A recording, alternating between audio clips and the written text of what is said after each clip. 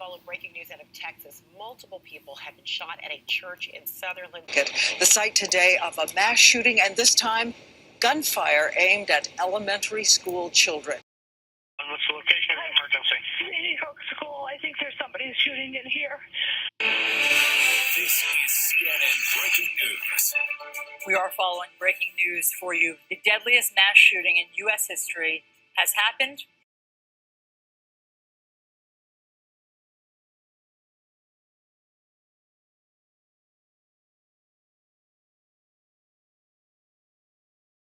Take a ride with Jack, a 13-year-old boy from Virginia who just got his braces off and usually spends Saturday morning playing basketball with his friends.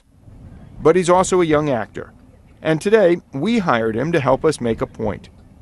We asked him to take a drive around town, with his mother, of course, since he's not nearly old enough to drive a car. We pass shops where he isn't old enough to work the register. Then we stop at the convenience store to see Jack try to buy beer. The cashier can't believe he even tried. Literally, he looks like he's 12. At the next store, Jack tries to buy cigarettes, with no luck. I'm so sorry I can't send you a cigarette. Later, he strikes out trying to buy Racy magazine. You have to be 18 or older. All right, okay, thank you. And then lottery tickets. Can I get a couple scratch-offs? How old are you? You got your ID? 13. You what? I'm 13. You can't get no scratch off, baby. Okay. All right, thank you. It's laughable to everyone here, the idea that we'd ever expose a 13-year-old to the dangers of a lottery ticket.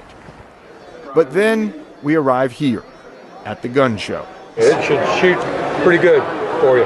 I'll take it.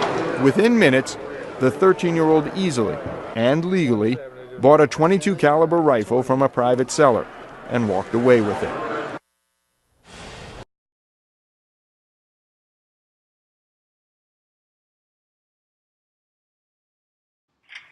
Excuse me. Hey! Hey!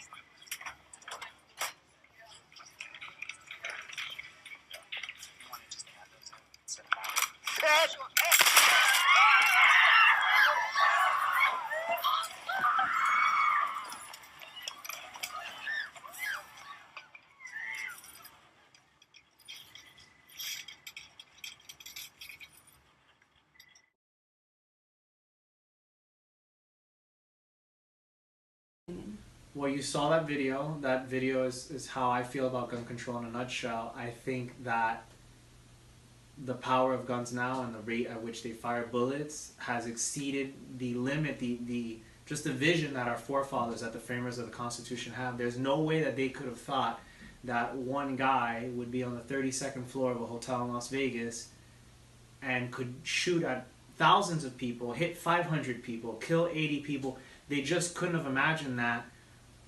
The video makes a good point of maybe we should restructure our gun laws. The only hesitation I have now, I think we're in a situation now where we've had guns available for so long and Americans have purchased so many weapons that I think we're kind of at the point of no return. I think that if we start banning certain kind of guns with the way that they're so readily available, there'll just be a huge black market. Everybody will be able to get kind of the guns that they want anyway.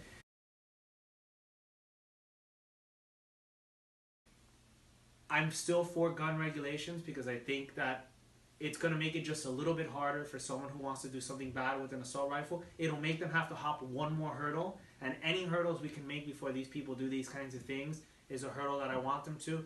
But at the end of the day, I feel that we've kind of just gotten to a point where it's hard to come back from. I don't feel that everyone should have the right to bear arms. Some do.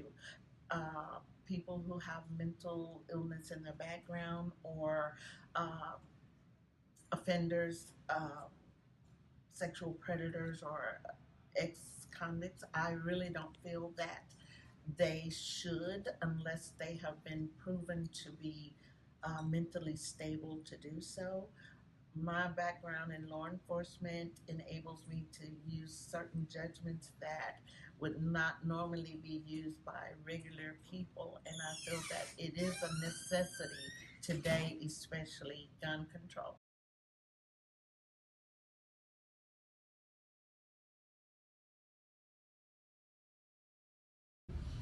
for safety, especially after what happened with Sandy Hook and a lot of other schools. I think teachers are basically sound mind and mentally stable. So for their protection as well as the students, I think it's a good idea.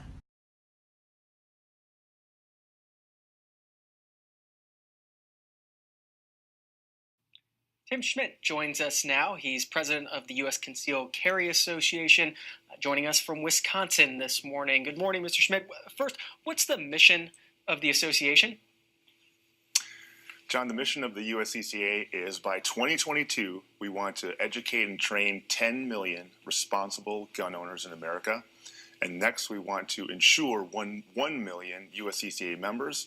And we've reverse engineered the math. And when we do that, we will stop 20,000 crimes and ultimately save 1,000 people's lives. And how do you go about doing that? Well, for us, it's all about education, training, and teaching people to be responsible gun owners. You know, we at the USCCA, it's all about empowering people to be that frontline defender, you know, when their family is counting on them. And so we have a print publication, we have all sorts of online videos. We have literally thousands of certified firearms trainers all across the country that teach people face-to-face how to be that responsible gun owner. And then when people join our association, they're actually covered by a self-defense insurance protection that makes sure that when they're in the situation and they have to defend their families, that they have the best representation and the best attorneys.